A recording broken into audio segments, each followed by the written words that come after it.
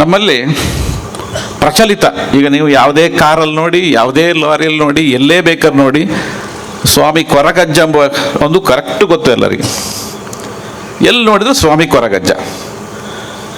ಎಷ್ಟು ರಿಚ್ ಆಗಿದೆ ಅಂತ ಹೇಳಿದ್ರೆ ಆ ದೈವ, ಚಿನ್ನದ ಟೋಪಿ, ಚಿನ್ನದ ಕೋಲು, ಚಿನ್ನದ ಆ ರೀತಿ ಕೊಡುವಂಥ ಪರಿಸ್ಥಿತಿ ಬಂತು. ಆದರೆ ದೈವ ರಿಚ್ ಆಗಿದೆ, ಆದರೆ ಕೊರಗರನ್ನ ಯಾಕೆ ರಿಚ್ ಮಾಡೋಕ್ಕಾಗಿಲ್ಲ? ಅವ್ರದ್ದೇ ದೈವ ಅಂತ ಹೇಳ್ತಾರೆ, ಕೊರಗ ಜನಾಂಗದವ್ರದ್ದೇ ದೈವ ಕೊರಗಜ್ಜ. ತುಂಬ ಹೆದರ್ತೀವಿ ಮಾತ್ರ. ಯಾವ ಕಾರು ಬಸ್ ಎಲ್ಲಿ ನೋಡಿದ್ರು ಕೊರಗಜ್ಜ. ಫಿಲ್ಮ್ ಸ್ಟಾರ್ ಬರ್ತಾರೆ, ಎಲ್ಲರೂ ಬರ್ತಾರೆ ಈಗ. ಹಾಗಾದ್ರೆ ಅವರ ಸ್ಥಾನಮಾನ ಹೇಗಿದೆ ಈಗ? ಅವರು ಹಿಂದೂ ಅಲ್ಲ.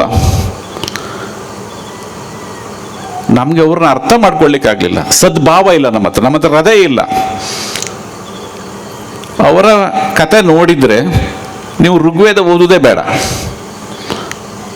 ಅವ್ರದ್ದೊಂದು ಸೃಷ್ಟಿಯ ಪ್ರಾರಂಭ ಹೇಗಾಯಿತು, ಹೇಗೆ ನಮ್ಮ ಪೃಥ್ವಿಯಲ್ಲಿ ಹೇಗೆ ಬಂದ್ವಿ ನಾವು, ಜೀವಾಂಶ ನಾವು ಹಿರಣ್ಯ ಗರ್ಭ ಅಂತ ಹೇಳ್ತೀವಲ್ಲ, ಹೇಗೆ ಬಂತು, ಕತೆ ಅವರಲ್ಲೇ ಇತ್ತು.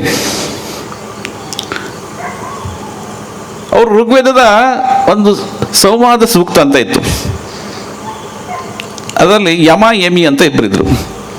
ಅಣ್ಣ ಯಮ, ಅಣ್ಣ ಯಮಿ ಅಂತ ತಂಗಿ. ಅವರಿಬ್ರದ್ದು ಇಷ್ಟು ಸಂಭಾಷಣೆ ಇತ್ತು. ಆ ಸಂಭಾಷಣೆಯಲ್ಲಿ ತಂಗಿಗೆ ಅಣ್ಣನ ಮೇಲೆ ಅಂಕುರ ಪ್ರೀತಿ ಬರೆವು. ಇದು ನೋಡ್ರಿ ನಿಮಗೆ ಅಸಂಬದ್ಧ ಆಗಿ ತೋರ್ತಿದ್ದು, ವೇದದಲ್ಲಿ ಇದ್ದಿದ್ದು. ಇದು ಸಂವಾದ ಸೂಕ್ತ ಋಗ್ವೇದದ್ದು. ಸೇಮ್ ಅಲ್ಲಿ ಏನಿದೆ ಋಗ್ವೇದದಲ್ಲಿ ಬಂದ ಕಥೆಗಳೇನಿದೆ, ಸೇಮ್ ನಮ್ಮ ಕೊರಗ ಜನಾಂಗದಲ್ಲೂ ಇದೆ. ಹೇಗೆ ಕೇಳಿದರೆ, ಸೃಷ್ಟಿಯ ಪ್ರಾರಂಭದಲ್ಲಿ ಅವ್ರ ಕತೆ ಚಂದ, ಎಷ್ಟು ಚಂದ ಆಯ್ತು ನೋಡಿ. ಸೃಷ್ಟಿಯ ಪ್ರಾರಂಭದಲ್ಲಿ ಬರೀ ನೀರು, ವೇದವು ಅದೇ ಹೇಳುತ್ತೆ, ಸೈನ್ಸು ಅದೇ ಹೇಳುತ್ತೆ. ಅದರಲ್ಲಿ ಒಂದು ದೋಲು ಒಂದು ಹೇಳುದು ಬೆಳ್ಕೊಂಡು ಬರ್ತಾ ಆಯಿತು, ತೇಲ್ಕೊಂಡು ಬರ್ತಾ ಆಯಿತು. ಆ ದೋಲಿನ ಒಳಗೆ ತಗೆ ತಂಗಡಿ ಅಂದ್ರೆ ಅಣ್ಣ ತಂಗಿ ಅನ್ನೋರು ಇಬ್ರು ಇದ್ರು. ಆಗ ಸೂರ್ಯ ನೋಡಿದ. ಸೂರ್ಯ ನೋಡಿದವನು ನಾರಾಯಣನ ಕಳಿಸಿದ. ನಾರಾಯಣ ಬಂದು ಕೇಳಿದ, ನೀವಿಬ್ಬರಿದ್ರಾಗುವುದಿಲ್ಲ, ಮುಂದೆ ರೀಪ್ರೊಡಕ್ಷನ್ ಬೇಕು, ಪ್ರಪಂಚ ಮತ್ತು ದೊಡ್ಡದಾಗಬೇಕು, ಸಂಖ್ಯೆ ಬರಬೇಕು, ಮಾನವ ಕುಲ ಬರಬೇಕು ಅಂತ ಕೇಳಿದ, ಒತ್ತಾಯ ಮಾಡಿದ. ಆದರೆ ಅವರು ಒಪ್ಪಲಿಲ್ಲ. ಕೊನೆಗೆ ಅವರ ಒಪ್ಪಿಯಾಗಿ ನಾವಿಬ್ಬರು ಸೇರಿದೆವು ತಗೆ ತಗ್ಗಡಿ. ಆದ ಕಾರಣ ನಾವು ಇಂಥ ಯಾವುದು ಅದು ಅನ್ಯಾಚುರಲ್, ಪ್ರಕೃತಿಗೆ ನಿಯಮ ಆದ ಕಾರಣ ನಾವು ಈ ಪನಿಷ್ಮೆಂಟಿಗೆ ಬಂದಿದ್ದೆವು ಅಂತ ಅವ್ರ ಕತೆ. ಇಲ್ಲಿ ಕೆಲವೆಲ್ಲ ವ್ಯಕ್ತಿಗಳು ಬರ್ತಾರೆ. ಒಂದು ನಾರಾಯಣ ಬರ್ತಾನೆ. ಅವ್ರ ಹತ್ರ ಕೇಳ್ರಿ, ಈ ನಾರಾಯಣ ಅಲ್ಲ, ನಮ್ಮದು ಶಂಖ ಪದ್ಮ ಯಾವ ನಾರಾಯಣನೂ ಅಲ್ಲ, ನರ ಕುಡಿಸುವ ಆಯಣ ಅಂದರೆ ನೀರಿನಲ್ಲಿ ಇರುವವನು ಅಂತೇಳಿ ಅವ್ರದ್ದು ನಾರಾಯಣ ಸೂಕ್ತದ್ದು ಹೇಳ್ತಾರೆ ಅವರು. ಸೂರ್ಯನ ಬಗ್ಗೆ ಮಾತಾಡ್ತಾರೆ, ಸೂರ್ಯ ಸಿದ್ಧಾಂತ ಅವರದ್ದು. ಎಲ್ಲಿವರೆಗೆ ನಮ್ಮಲ್ಲಿ ಅಪಭ್ರಂಶು ಅಂತ ಹೇಳಿದರೆ, ನಮ್ಮ ಕತೆ ಹಾಗಿದ್ದ ಹಾಗೆ. ಯಾಕೆ ನಮಗೆ ಹತ್ತಿರ ಆಗುವುದಿಲ್ಲ, ಅವ್ರ ಬಗ್ಗೆ ಯಾಕೆ ನಾವು ಹೋಗುವುದಿಲ್ಲ ಕೇಳಿದ್ರೆ, ಮಾನಸಿಕ ಸ್ಪೃಶ್ಯತೆ ಇತ್ತು ನಮ್ಮಲ್ಲಿ. ಅವ್ರ ಬಗ್ಗೆ ನಾವು ಸ್ಟಡಿ ಮಾಡಿದ್ದೇನು ಕೇಳಿದ್ರೆ, ಬರೀ ದೈವಾರಾಧನೆ ಅಲ್ಲಿ ಇಲ್ಲಿ ಅಂತ ಹೇಳ್ತಾ ಹೋದ್ದು ಬಿಟ್ಟರೆ ಅವ್ರನ್ನ ಡೆಪ್ತ್ ಹೋಗಲಿಲ್ಲ. ಈಗ ಕೊರಗಜ್ಜ ಅಂತ ಹೇಳ್ತೀರಿ, ಅವ್ರು ಒಪ್ಪುದಿಲ್ಲ. ಒಂದು ದಿನ ನಾನು ಸ್ಪೆಷಲ್ ಪಬ್ಲಿಕ್ ಪ್ರಾಸಿಕ್ಯೂಟರ್, ನಾನು ಅಟ್ರಾಸಿಟಿಗಿರುವಂಥ ಪ್ರಾಸಿಕ್ಯೂಟರ್.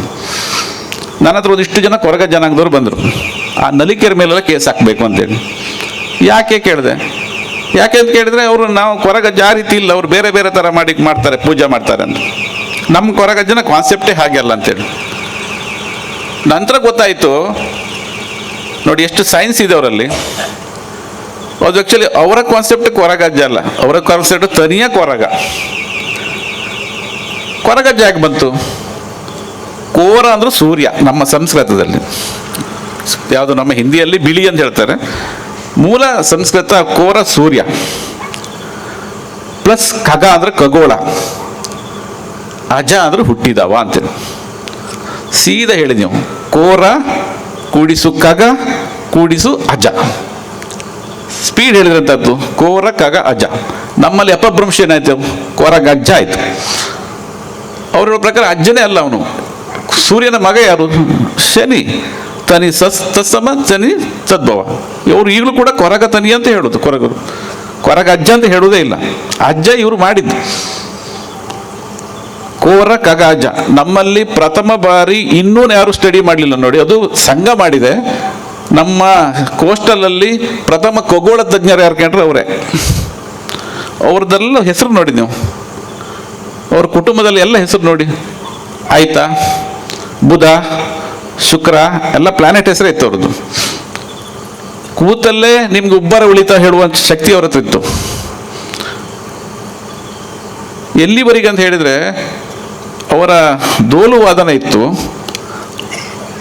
ಈ ದೋಲುವಾದನದ ಬಗ್ಗೆ ಹೇಳುವ ಮೊದಲು ನಿಮ್ಗೊಂದು ಹೇಳ್ತೀನಿ ನೋಡಿ. ನೀವೆಲ್ಲ ಇದೆಲ್ಲ ಕೇಳಿದ್ರಲ್ಲ, ಕೊಗ್ಗ ಕಾಮತ್ತು, ಕೊರಗೈ ಪೂಜಾರಿ, ಕೊಗ್ಗ ಶೆಟ್ಟಿ, ಕೊರಗೈ ಶೆಟ್ಟಿ, ಕೊರತಿ ಶೆಟ್ಟಿ ಎಲ್ಲ ಎಷ್ಟು ಹೆಸರು ಒಳ್ಳೆ ಇತ್ತು, ಎಷ್ಟು ಸಿಂಪಲ್ ಎಲ್ಲ ನೀವು ಕೇಳ್ತಾರೆ ಅಲ್ಲ. ಅದು ಕೊರಗೈ ಶೆಟ್ಟಿ, ಕೊಗ್ಗ ಕಾಮತ್ತು, ಸ್ವಲ್ಪ ಸ್ಟ್ಯಾಂಡರ್ಡ್ ಬೇಕಾದ್ರೆ ಕೊಗ್ಗ ಮಾಡಿಬಿಡ್ತಾರೆ ಅವ್ರು, ಕೊರಗೈ ಸೇರಿ.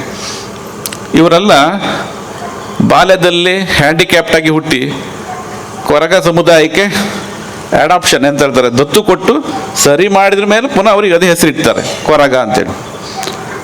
ಹೇಗಿಡ್ತಾರೆ ಅವರಿಗೆ, ಅವ್ರು ಹೇಗೆ ಸರಿ ಮಾಡ್ತಾರೆ ಹೇಗಂದೇಳ್ರೆ, ಮತ್ತೆಲ್ಲ ವಾದನಗಳು ಮನೋರಂಜನೆಗಾಗಿದೆ. ಆದರೆ ಅವ್ರದ್ದು ಇಲ್ಲಿದೆ ನೋಡಿ, ಆ ದೋಲು ಇತ್ತಲ್ಲ, ಅದು ತುಂಬ ಸೈನ್ಸು. ನಿಮ್ಮ 7 ಚಕ್ರಗಳನ್ನು ಪ್ರಚೋದನೆ ಮಾಡುವಷ್ಟು ಶಕ್ತಿ ಆ ವಾದನಕ್ಕಿದೆ. ಅರ್ಧ ಕೇಳ್ತೀರಿ, ಅರ್ಧ ನಿಮ್ಮ ದೇಹ ಪಾಸ್ ಆಗತ್ತೆ. ಇದನ್ನೆಲ್ಲ ನಾವು ಅಮೆರಿಕದಲ್ಲಿ ಅದನ್ನು ಟೆಸ್ಟಿಫೈ ಮಾಡಿ ನಾವು ನಿಮ್ಗೆ ಹೇಳುದು.